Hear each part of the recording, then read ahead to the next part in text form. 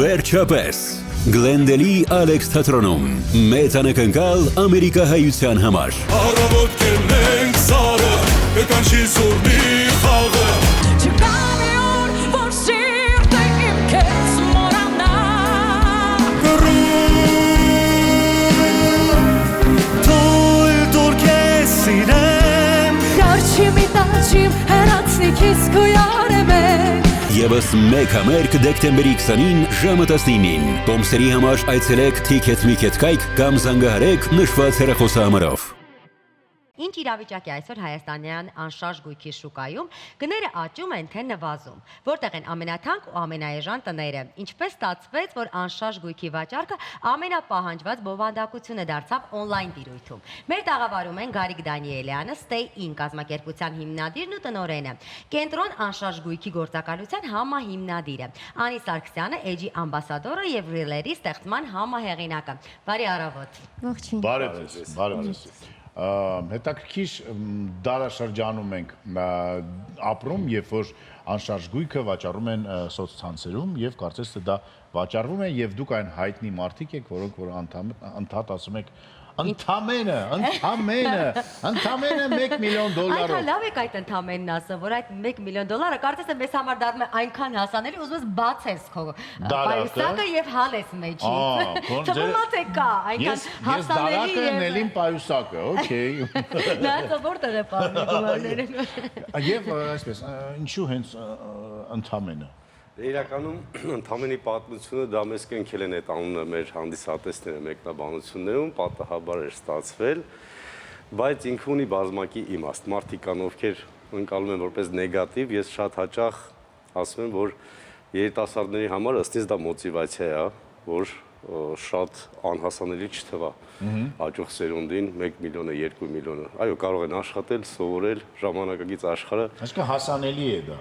Հասանելի է, շատերի համար իհարկե հասանելի են ու հավատացեք այսօր 1, 2, 3 միլիոն դոլարանոց պահանջարկ ունեցող հաճախորդին շատ ավելի դժվար է բավարարել, քան միջինում 150, 200, 250 հազար դոլարանոց առաջարկները ավելի շատ են։ Ինչ է կատարվում այսօր անշարժ գույքի շուկայում։ Անի ջան, ասա։ Անի ջան։ Շարժվում է։ Այո, իրականում բավականին աճ է գրանցվել վերջին շրջանում եւ գնային աճի ավելի բարձրացում է եղել, բայց մեզ մոտ ինձ թվում է բարձրացում, այսինքն ավելի թանկացել են տները, հա։ Այո։ Հիմա կարող ենք արձանագրել, որ դանդաղ, բայց ակտիվությունը կտանի դեպի թանկացման։ Այսինքն նվազագույն շեմը տեսանք անցած տարի մոտ, մի տարի առաջ այս իրավիճակը չէր, ամռանից սկսած դինամիկա կա աճման, ովքեր խելամիտ առաջարկներ կան, վաճառվում են, բայց այն գույքերը, որ մի քիչ գերագնահատված են, իհարկե նրանք կմնան դեռ։ Իսկ ինչով պայմանավորված լավ այդ համ գնաճը, համ հետաքրքրությունը դեպի անշարժ գույք։ Հիմնականում Սփյուռքի ժողովուրդը գալիս Հայաստան ու հիմնականում այստեղ ուզում են ձեռք բերել անշարժ գույք։ Ու մտածում են, որ մի օր վերադառնալու են։ Որ ասում եք Սփյուռքը մեզ կօգնի, ասեն օգնում է։ Իրականում կա այդ տենդենսը։ Ռուսաստանում մենք մեծ Սփյուռք ունենք, չմոռանանք ինչ վիճակ է այնտեղ, ու էլի երիտասարդ սերունդը արդեն ձգտում է գա հայրենիքում ապրի եւ ծնողներն են ցանկանում եւ իրենք պայմանավորված այդ պատերազմական վիճակից, սկսած տեխնոլոգիայի զարգացումն է թույլ արդեն բանակային տարիքի երիտասարդներ կան եւ այլ հարցեր կան ու Հայաստանը դարձել է գրավիչ։ Իհարկե Ռուսաստանի էսկուրսով մի քիչ հասանելի է գումարայինով, ցավոք սրտի։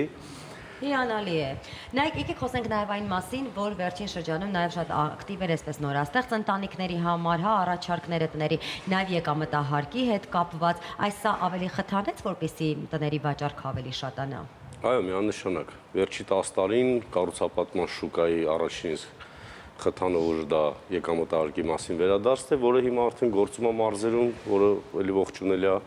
խրախուսում մարզերի զարգացմանը ու կան երիտասարդ ընտանիքների համար նոր հեշտ հասանելի ծրագրեր, մոտ 3.4%-անոց վարկեր են տրամադրում,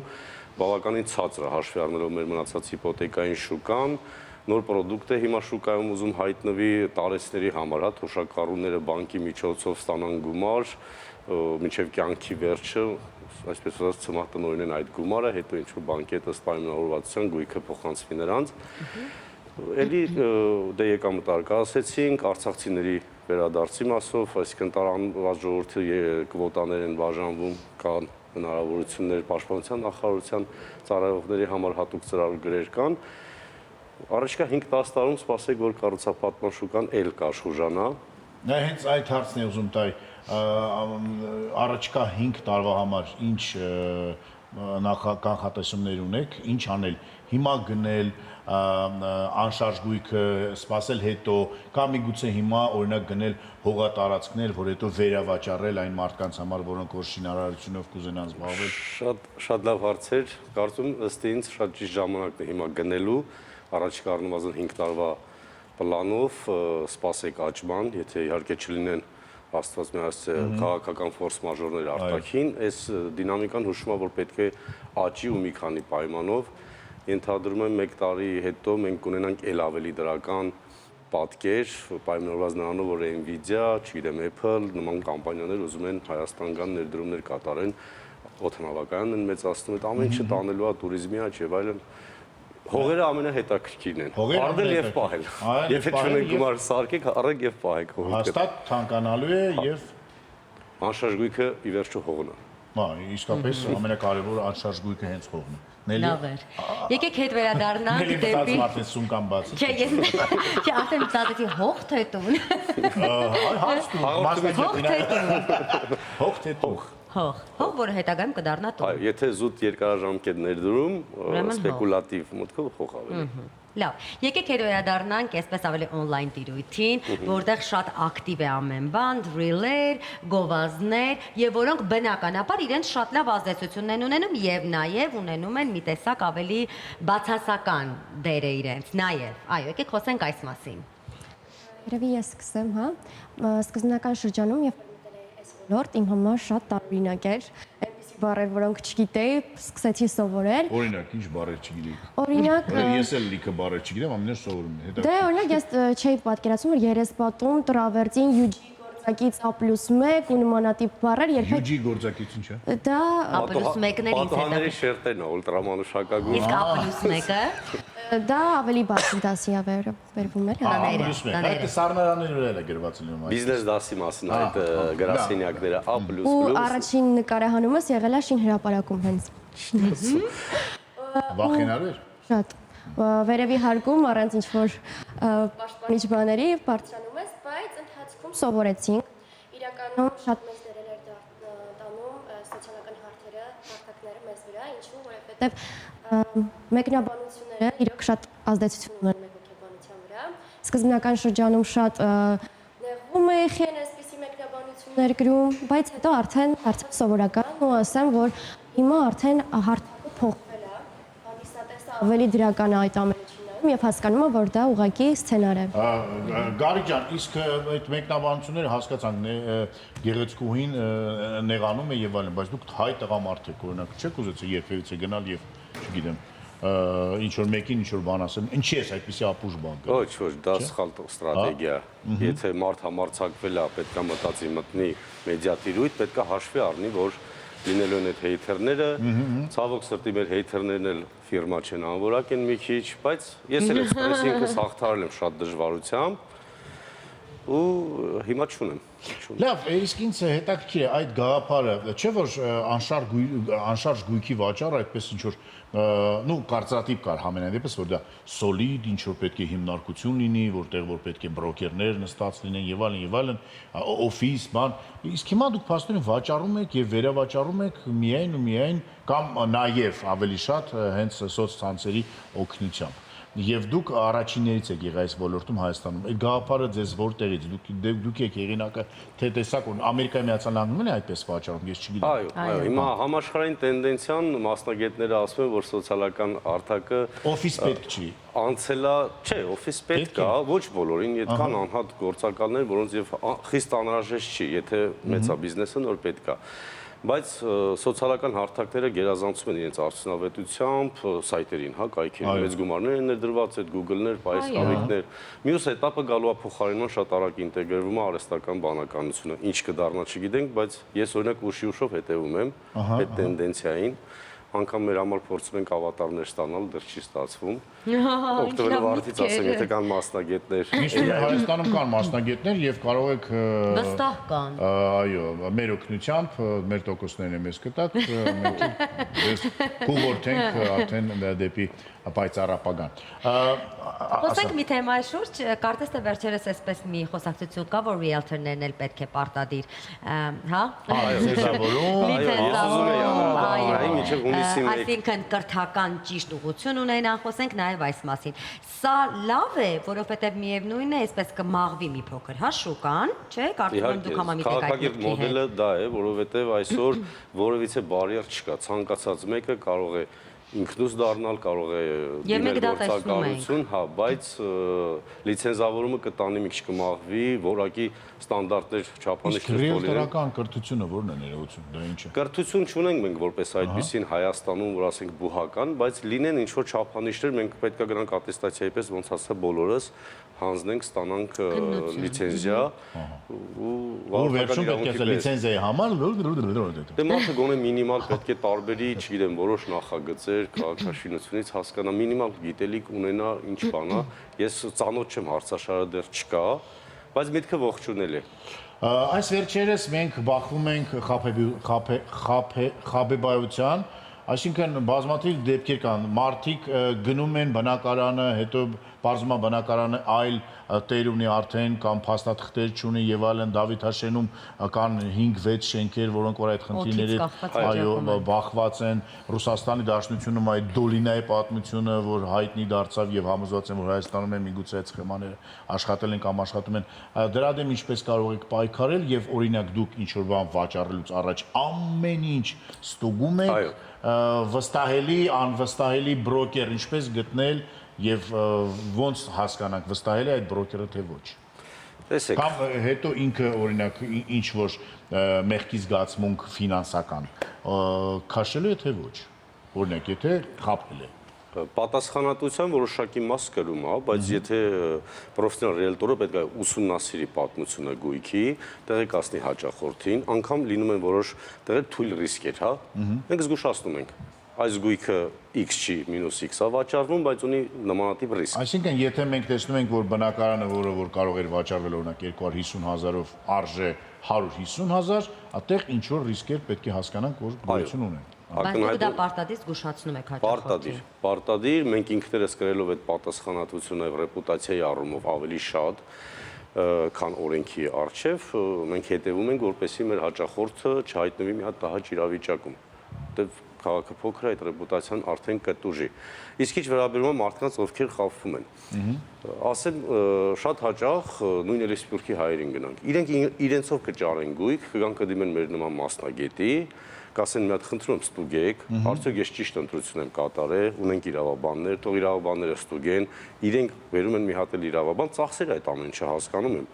բայց իրանք վստահ են, որ լավ գույք են վերցնում ու ապագայում խնդիր չեն ունենա։ Այսինքն սա ծառայություն է, որից կարող են օգտվել, եթե անգամ ձեր միջոցով չեն գտել։ Վճարեն որպես իրավաբանական խորհրդատվություն ստուգում։ Այսօր փառքաստու կադաստրը իրավունք տալիս է, վճարում ես, դուք ես մինչև 91 թվականից պրիվատիզացիայից կարաս տեսնես ում անց է, ինչ եղանակով է այդ գույքը պետականն ա եղել, հանրային ա եղել, մասնավոր սեկտոր ա եղել, հա, վեճի առարկա եղել է թե ոչ։ Սա պարզ երևում է թափանցիկ։ Ինչ որ Դավթաշերի դեպքերն ու նմանատիպ։ Դա մեր մենթալիտետային խնդիրն է։ Հիմա ես էլ եմ հետևում,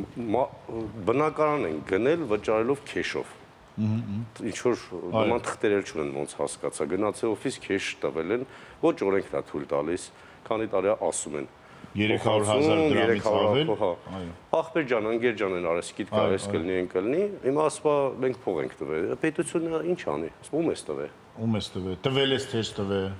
Ով այս տվել։ Բարդ ուր։ Այսինքն, այո, շատ կարևոր է, որ այդ բոլոր խնդիրներին բախվելուց առաջ մտածեք։ Ես մի հարց եմ ուզում տամ անհամեստ։ Ասենք ռիլերի մասին, չէ՞, մի հատ ես հարց տամ անհամեստ, հետո դու համեստ։ Հետո ես համեստ։ Այո, բոլորս գիտենք, չէ՞, սովորաբար մարդիկ, որոնք որ ասում են, ինչպես դառնալ միլիոնատեր, տենց լեկցիաներ են կարդում, բայց իրենք միլիոնատեր չեն։ Դուք որտեղ եք բնակվում եւ ինչ արդի ձեր բնակարանները։ Նոր եք գնա այդ բնակարանը, թե դեռ ճանապարհին եք։ Շատ հարցեր գորեք, ինձ էլ դուր եկավ անհամեստների ցուցակից։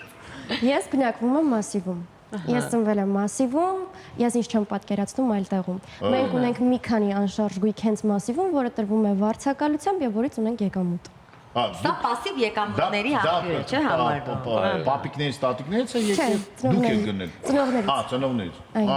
Եվ շուտով նախատեսում եմ, որ ես ինքս կգնեմ։ Իշնավա խելացի ծնող ունենալը։ Դուք ինչ կասեք Գագիկ։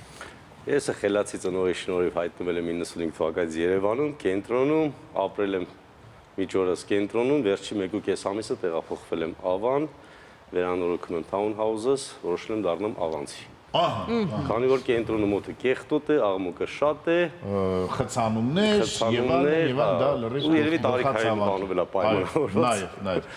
Խոսենք նաև ռիլերի։ Սա ռիլերը իրենք այսպիսի մի շատ գեղեցիկ ստանդարտ ունեցող փոքրիկ տեսահոլովակներ են, որոնք որ միշտ աշխատում են, եթե իրենց կարողանաս ճիշտ աշխատացնել։ Նելին կոշոր մասնագետ է միջոցով ռիլերի։ Որն է նաև ձեր այս կարևոր գաղտնիքը։ Ճիշտ ժամանակահատված օգտագործել, բառակապակցությունները, բայց միևնույն ժամանակ երևա որոշակի տան նկարներ կամ վիդեոներ, որոնք մարդկանց էլ ավելի կողքեվորեն, հա, ինչպես է ստանդարտները այսպես ձեզ համար կարևորում ռիլերի։ Ամենակարևոր բանը դա անկեղծությունն է։ Հանդիսատեսը դա գնահատում է։ Երբ որ փորձում ես կեղծ էմոցիա ցույց տալ, հանդիսատեսը դա չի գնահատում ու միանգամից թերթում առիլ է։ Մենք շեշտը դրել ենք էմոցիաների վրա, անկեղծության վրա ու հիմնականում ոչ միայն բնակարանն ենք ցույց տալիս, այլև ինչ-որ հումորային ժանր ենք մտցնում մեր ռիլերում, որ մարդկանց հետաքրքիր լինի։ Անկամ այն մարդը, ով հետաքրքրված չի գույք գնելով, նայում ասում է, «Ոյ, օրինակ մաչելի է կամ ինձ հետաքրքրեց, արժի մտածել, գնել»։ Օրինակ, երբ աղջիկներին ենք տեսնում ռելում, կարծես թե սա սովորական երևույթ էր, հա, ինչ որ մի բան գովազդելու համար, չէ՞ գոր, չգիտես ինչու, բայց ավելի այսպես ճիշտ է աշխատում կամ ավելի լավ, բայց մենք նաև սովորեցինք ձեզ տեսնել ռելերում եւ շատ ավելի այսպես կոնկրետ, բայց շատ այսպես կիրթ նախադասություններ, որոնք միանգամից այսպես քեզ թույլ են տալիս search տալ ու հասկանալ, թե որտեղ է այս տունը գտնվում։ Դուք ինչպես գտիք նկարահանվել ռելերում։ Իրականում միտքը ծագել է դեռ 17-18 թվականից։ Ես երիտասարդներ կամ փորձել էի իրանց միջոցով անել, չստացվեց, ինչ որ ես էի զբաղված ու կոവിഡ്ը շատ լավ դադար էր, առիթ էր, որ ինչ որ պաուզա առնես, մի նոր բան մտածելու։ Ինքնառիլվելու։ Հա։ Ու այդ կոവിഡ്ից հետո դες 21 թվականից սկսած ոնց որ մտքիս կար, ժամանակ արդեն հայտնվեց ազատ, ասի մի նոր բան անեն, գնալով դե իհարկե ավելի ակտիվացավ այդ ռիլերի տեխնոլոգիան։ Էլի ամաչելով մի բան անփորձությամբ, սկիզբը դժվար էր, բայց ոգևորեցին այն մարդիկ, որ դու անում էիր ու արդյունք էլ չկար, չէիր էլ ակնկալում, Գարիկ ջան ապրես տեսել եմ, շատ ոգևորում է ու մոտիվացիա տալու, ոնց որ սկսեցի տենց գնալ։ Եվս մեկ անհամեստ հարց, որն է եղել ամենաթանկ բնակարանը կամ տունը, որը վաճառել եք, չնայած այնքան է անհամեստ չի, հիմա իմիջիալոց փաստորեն ամեն ինչ շատ ավելի թափանցիկ է դարձել, չէ՞, որ դուք եթե ասում եք, որ բնակարանը կամ տունը արժե $2 միլիոն, պետությունը կամ համապատասխան օրգանները ամեն ինչ տեսնում են եւ մարմինները օրգանները եւ ամեն ինչ խաբել դժվար է։ Որն է ամենաթանկ բնակարանը կամ անշարժ գույքը, որ վաճառել եք իսկապես։ Ես մի բան ասեմ, Գարիկը արդեն ասի որն է եղել։ Շատ դեպքերում մտածում եմ, որ գինը մենք ենք որոշում։ Ջը, բարձա որ դուք չեք որոշում։ Մենք չենք որոշում։ Սխալ տպավորություն։ Մեզ են մեղադրում, Հա, դուք տանտերն եք, դուք եք գինը որոշում, մենք ուղղակի ձեզ խորհուրդ ենք տալիս, օրինակ կարելի ավելի մաչելի, բայց հիմնականում չեն լսում դա։ Արդեն Գարիկը կասի որն է մեր ամենաթանկը։ Դե վերջի գործարքներից պոպուլար տարածքներից են Վահագնին թաղամասը, $1.5 միլիոն, $1.250,000։ Վաճառում է այդպիսի։ Հայաստանի Հանրապետության համար սա թանկ չէ։ Նել ինձ մի հարցրու։ Իրականում հավատացեք ավելի թանկ գույքեր կան, որոնք չարժեն այդ գինը։ Վահագնիում ինձ թվում է հաստատ արժի, որովհետև համ մակերեսը, համ անվտանգությունը, մաքրությունը։ Դուք արդեն ունեք վաճառում։ Դուք բոլորն ասում են Հայաստանի համար թանկ է։ Իսկ Հայաստանի համար մեկ գավաթ սուրճը $2,500 թանկ չէ։ Իհարկե թանկ է։ Իտալիայում €5 է։ Այո, այդ խոսակցությունը Իսկ շատ եթե բարի ստոյկայի մոտ է կանում €1, €1 եթե կապրած բոլորը այդպես խանութում էլ մոտենում են, ասում են դե որ ծխախոտը $1,500 լինի, բնակարանն էլ $1.5 միլիոն կլինի։ Ինձ թվում է, որ ավելի լավ է չծխեք, այլ բնակարան առնեք, դա համել առողջության համար է ավելի լավ եւ ձեր ապագա սերունդների։ Շատ շնորհակալություն ձեզ, նորանոր հաջողություններ։ Շատ վաճառքներ, թանկ տներ բնակարաններ եւ թող մեր ազգը այնքան գումար ունենա, որ այդ գումարները ճիշտ ճիշտ ծախսի եւ ճիշտ ներդրումներ ունի, ընդամենը միլիոներով գնի իր ապագայի ամենալավագույն Եվ այդ դեպքում ես կբացեմ իմ պայուսակը, իսկ դուք կբացեք Դարակը։ ձեր դարակը։ Շեշտենք որքանով թանկանա անշարժ գույքը, դա ի բարօրություն մեր ժողովրդի է լինելու։ Եվ դա Մեկը շատ վերջերաչով մեկը քիչ բոլորը տիրապետում են ինչ-որ գույքի, Եթե բոլորի գույքն է ցանկանում է։ տենդենսը շարունակական է, ուրեմն երկրում վիճակը լավանում է, եթե ամեն ինչ չէ, անշարժ գույքը թանկանում է։ Շնորհակալություն։ Գովա շանթիեթերում մենք էլ մի քիչ Գնանք մտածենք ինչ տուն ենք գնելու։ գումար աշխատենք տուն գնելու համար։ Մնացեք մեզ հետ։